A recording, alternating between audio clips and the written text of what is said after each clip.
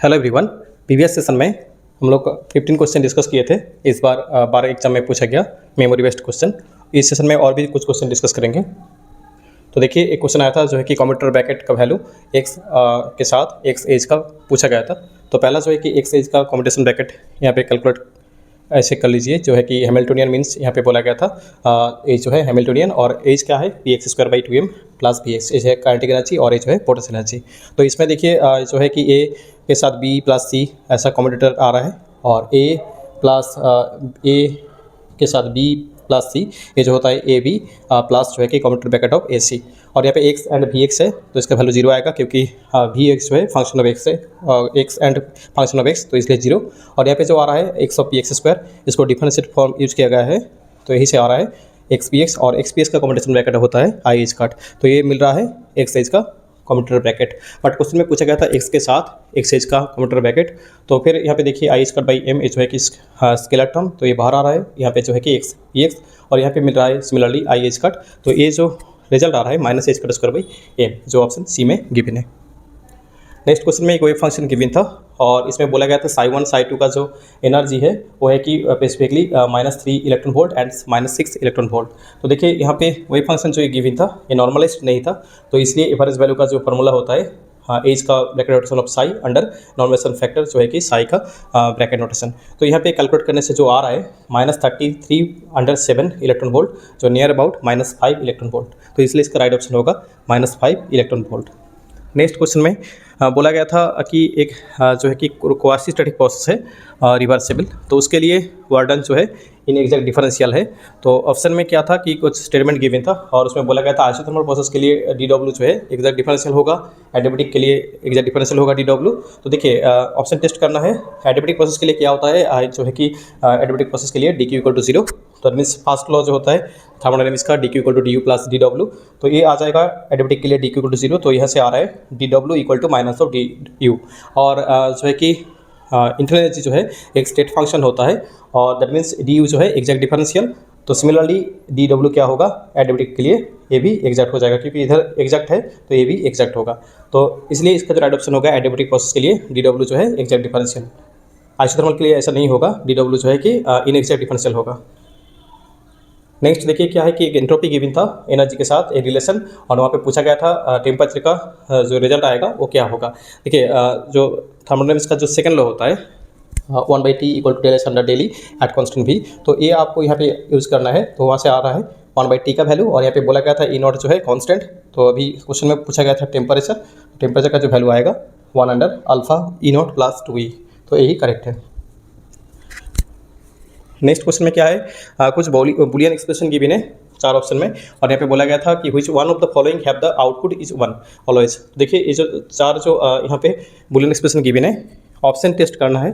तो यहाँ पे ऑप्शन टेस्ट करने से ये जो 4th ऑप्शन है वहाँ पे देखिए क्या आ रहा है, तो ए बार ए कर दीजिए 1 plus B bar equal to क्या होता है 1, क्योंकि 1 के प्लस जो भी लीजिए वो 1 होता है। तो इसलिए सिमिलरली आ रहा है ए बार ए जो है 1 आ रहा है, तो फिर A bar plus 1 that is A bar plus 1 that means 1। तो ये जो 4th ऑप्शन है a boolean expression always 1 output लेके आ रहा है, ठीक है। तो बस सिंप्लीफिकेशन करना है 4 ऑप्शन, तो इसे ऑप्शन जो करेक्ट हो रहा है डी। नेक्स्ट क्वेश्चन में क्या है कि एक ट्रायंगल का 2 साइड गिवन है, और उसमें बोला जा रहा है कि उसका एरिया गिवन है, और उसमें एक एम का वैल्यू पूछा गया था, ए जो है एम का वैल्यू, ठीक है। देखिए ट्रायंगल का जो एरिया होता है हाफ ऑफ साइड जो है ए एंड बी, उसका क्रॉस प्रोडक्ट और उसका डिटर्मिनेंट, ठीक है। तो सिमिलरली ए बी का वैल्यू जो गिवन है ऐसे कैलकुलेट किया गया है। देन इसमें बोला गया था कि जो एरिया है वो है 5√3, तो ए जो आ रहा है एरिया का वैल्यू आ रहा है half of A cross B आ रहा है, तो इसका डिटर्मिनेंट लेना है। तो डिटर्मिनेंट ए आ रहा है, यही से ये जो ए क्रॉस बी जो वेक्टर यहाँ से मिल रहा है डिटर्मिनेंट करने से। तो अभी जो कंडीशन है 5√3 इक्वल टू 1/2, ये मॉड हो जाएगा, ये मॉड है इसलिए डिटर्मिनेंट हो जाएगा, सॉरी मॉड कैलकुलेट करना है, दैट मीन्स इसमें रूट लेना है। तो इसको जो है कि सीधा के फॉर्मूला से यूज करने से एम का वैल्यू आएगा, एम का जो रिजल्ट आ रहा है 3.46। तो यहाँ पे ऑप्शन 5 जो है करेक्ट होगा। ऑप्शन यहाँ पे 5 था या 3.46 था, ये आप लोग बता सकते हो, बट इसका सॉल्यूशन ऐसे ही होगा, ठीक है। एम का वैल्यू 5 ये करेक्ट होगा। तो नेक्स्ट क्वेश्चन देखिए, ये क्वेश्चन नेट में पूछा हुआ क्वेश्चन है, प्रीवियस ईयर का, रिपीट हुआ है इस पर। Dot product related. क्या है क्वेश्चन कि what will be the relation between the A and B if angle between the U and B given is 60 degree. N cap जो है unit vector angle between 120 degree with X axis. देखिए यहाँ पे जो you vector है वो given है, V vector जो है गिवन है, और यू एंड वी के बीच में जो एंगल है वो बोला गया है 60 डिग्री, और A vector dot B vector equal to क्या होता है, डॉट प्रोडक्ट में ए बी कॉस 60। तो वहाँ से एक आ रहा है रिजल्ट, एक ए रिजल्ट आ रहा है, और इसमें कैलकुलेट करने के लिए ए एंड बी का जो है कि यू एंड वी का मैग्नीट्यूड लेना है। ठीक है, इधर चाहिए यू का जो है कि मैग्नीट्यूड एंड वी का मैग्नीट्यूड। और ये एक चीज़ आपको यहाँ पे देखना है जो है कि ये लास्ट जो लाइन बोला गया है, where N cap is the unit vector angle 120 degree with the X axis. ठीक है, तो इसलिए ये कैलकुलेशन करने से यू एंड वी का जो मॉड वैल्यू लगाने से एक कंडीशन आ रहा है ए एंड बी के बीच में, तो देन ये जो कंडीशन आ रहा है ऑप्शन टेस्ट करना है। यहाँ पे देखिए ऑप्शन टेस्ट करने से जो आंसर आ रहा है option B, that means B equal to a/2 के लिए ये इक्वेशन सेटिस्फाई हो रहा है, तो इसलिए इसका जो ऑप्शन होगा बी। नेक्स्ट बोला गया था which of the following have the magnetic susceptibility. देखिए मैग्नेटिक ससेप्टिबिलिटी जो होता है काई equal to m/h, magnetisation under जो है कि मैग्नेटिक फील्ड। तो देखिए यहाँ पे ऑप्शन था super conductor, paramagnetic, ferromagnetic. Option जो है कि डिफरेंट भी हो सकता है, स्टूडेंट से जो मिला है ऐसा ही था कि सुपर कंडक्टर, पैरामैग्नेटिक, फेरोमैग्नेटिक, और भी एक था। तो देखिए सुपर कंडक्टर जो है इसका राइट ऑप्शन होगा, क्योंकि superconductor is a perfect diamagnetic material, ऐसा like a perfect diamagnetic material. तो डायमैग्नेटिक मटेरियल के लिए क्या होता है, ससेप्टिबिलिटी इज इक्वल टू जो है कि नेगेटिव एंड टेम्परेचर इंडिपेंडेंट, तो इसलिए इसका राइट ऑप्शन होगा डाया। पैरा एंड जो फेरो के लिए मैग्नेटिक ससेप्टिबिलिटी पॉजिटिव होता है, तो इसलिए इसका राइट ऑप्शन ए होना चाहिए। तो नेक्स्ट एक डिफरेंशियल इक्वेशन गिवन है, और उसमें बोला गया था इक्वेशन ऑफ सर्कल होगा या इक्वेशन ऑफ इलिप्स होगा, पैराबोला होगा। देखिए इसको सिंपल वेरिएबल से आप कर सकते हो। इसमें सिंप्लीफाई करने से जो रिजल्ट आ रहा है ये है कि x² + y + 1 का square equal to C prime. C prime जो है radius vary with the value of C prime, तो रेडियस जो है डिफरेंट होगा। ठीक है, और ये जो इक्वेशन आ रहा है इंजीनियरली जो फॉर्म आ रहा है ये है सर्कल का इक्वेशन, तो इसलिए इसका राइट ऑप्शन होगा ए। एक एक्स गिवन था और बाउंड्री कंडीशन गिवन था एक्स एंड वी का t = 0 पे, जो है कि x0 एंड v0। क्वेश्चन पूछा गया था वेलोसिटी क्या होगा एट t = 2π/ω0 पे, तो इसको सिंप्लीफाई करने से बाउंड्री कंडीशन यूज करने से जो आ रहा है v0 यही करेक्ट होगा। नेक्स्ट जो है कि न्यूक्लियर फिजिक्स का जो अल्फा डीके है वही से क्वेश्चन पूछा गया था, kinetic energy of alpha particle का अल्फा डीके के लिए। देखिए काइनेटिक एनर्जी अल्फा पार्टिकल का क्या होता है अल्फा डीके के लिए a-4/a ऑफ क्यू जो है कि यहाँ पे ऑप्शन में क्यू था या क्यू का वैल्यू कुछ गिवन था, ये आप लोग देख लीजिए। बट ऐसा क्वेश्चन जो है कि सॉल्व करने के लिए ये जो रिजल्ट आपको यूज़ करना है डायरेक्ट। यहाँ पे देखिए क्या है कि एक इक्वेशन गिवन था, थोरियम से ये जो है रेडियम आ रहा है 232, ए जो है ए का वैल्यू। ठीक है, यहाँ पे ए का वैल्यू यूज़ करिए, तो फिर ए आ रहा है क्यू ऑफ 228/232, क्योंकि फॉर में आंसर गिवन था तो यही होगा, यानी और जो है कि क्यू का वैल्यू कुछ गिवन था तो डिफरेंट जो है कि कैलकुलेट कर लीजिए वही आंसर होगा। बट इसका जो रिजल्ट आएगा इस इक्वेशन से, kinetic energy of alpha particle equal to a-4/a of Q, और यहाँ पे ये जो है पेरेंट न्यूक्लियस जो है उसका मास नंबर जो यहाँ पे थोरियम का गिवन था। नेक्स्ट यहाँ पे बोला गया था 4+ एंड 6+, ये जो इवन न्यूक्ली है उसके लिए जो रोटेशनल एनर्जी होता है उसका रेशियो क्या होगा। रोटेशनल एनर्जी का जो रिजल्ट होता है EJ इक्वल टू जे जो है कि J of J+1 h²/2i, और जहाँ पे I जो है मोमेंट ऑफ इनर्शिया, और J जो है नंबर जो है कि देखिए यहाँ पे 4 और 6 स्पेसिफिकली 4 और 6 के जो है कि रेशियो कैलकुलेट करने से ये आ रहा है, ये आंसर करेक्ट होगा। और 6 + 4+ का रेशियो पूछा गया था, मतलब डिफरेंट जो रेशियो इसका रेसिप्रोकल मान लीजिए कि 6+ के साथ 4+ ए पूछा गया था, तो उसका आंसर आएगा 2.1। बट ये जो क्वेश्चन रोटेशनल एनर्जी से था इस फॉर्मूला से आएगा, h²/2i J of J+1।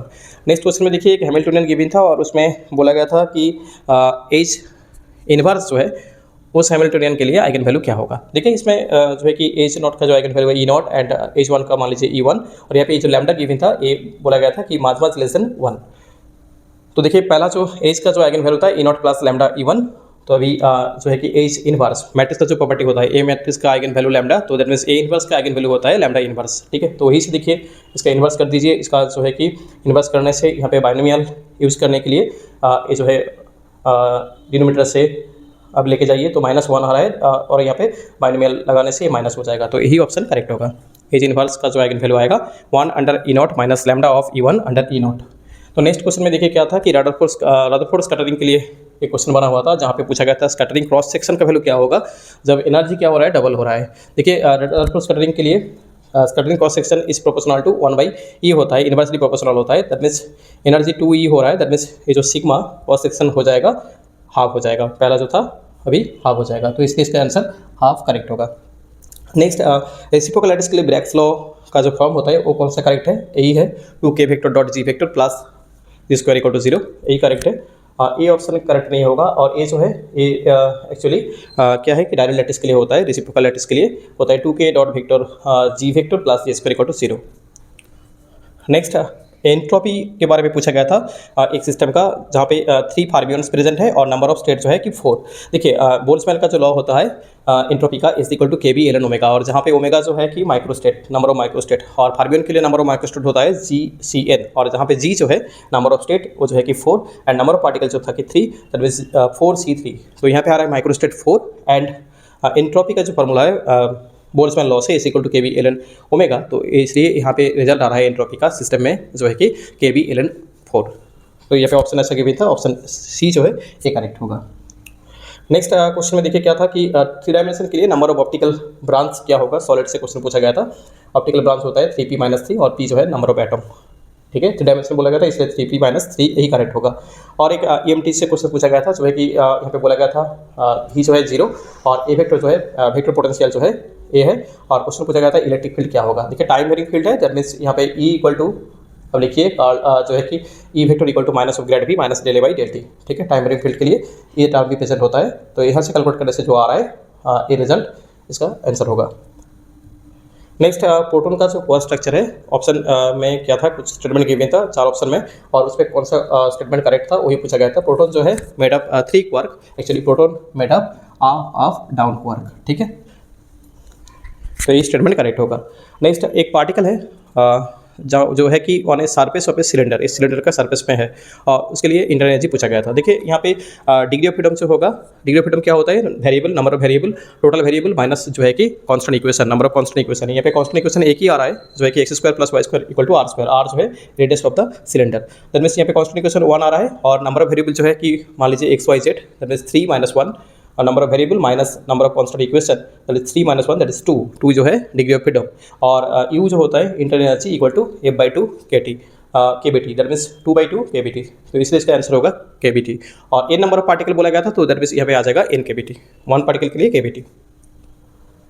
Next question में स्पिन पैरिटी पूछा गया था O817 के लिए, ये जो है एक जो है बहुत बार पूछा गया क्वेश्चन है स्पिन पैरिटी रिलेटेड, और ये देखिए ये जो है एक ऑड इवन न्यूक्ली, ठीक है, क्योंकि यहाँ पे प्रोटॉन जो है इवन है, न्यूट्रॉन जो है ऑड है, दैट मीन्स ये जो है एक ऑड इवन न्यूक्ली है, और इसके लिए क्या है कि ऑर्बिटल सीक्वेंस सेल मॉडल से आपको लेना है, और यहाँ पे देखिए क्या होता है 1s½ 2, 1p3/2 4, 1p½ 2, 1t5/2 1, तो इसका सीक्वेंस ऐसे लिखिए, और लास्ट जो आ रहा है इसमें लास्ट हो रहा है, और लास्ट में जो यहाँ पे आता है वही है कि स्पिन, दैट मीन्स 5/2 जो है इसका स्पिन होगा। पैरिटी कहाँ से आएगा, पैरिटी जो है कि ये जो लास्ट जो सेल आ रहा है डी सेल मीन्स L = 2, तो वही से पैरिटी क्या होता है -1/L, तो यही से आ रहा है पॉजिटिव, दैट मीन्स इसका जो स्पिन होगा 5/2, पैरिटी जो है इवन पैरिटी होगा।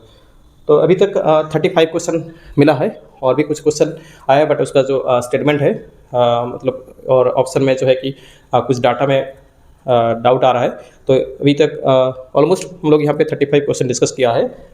आप लोग को और भी कोई क्वेश्चन याद है तो कमेंट सेक्शन में जो नंबर गिवन है उसी में टेलीग्राम या व्हाट्सएप कर सकते हो।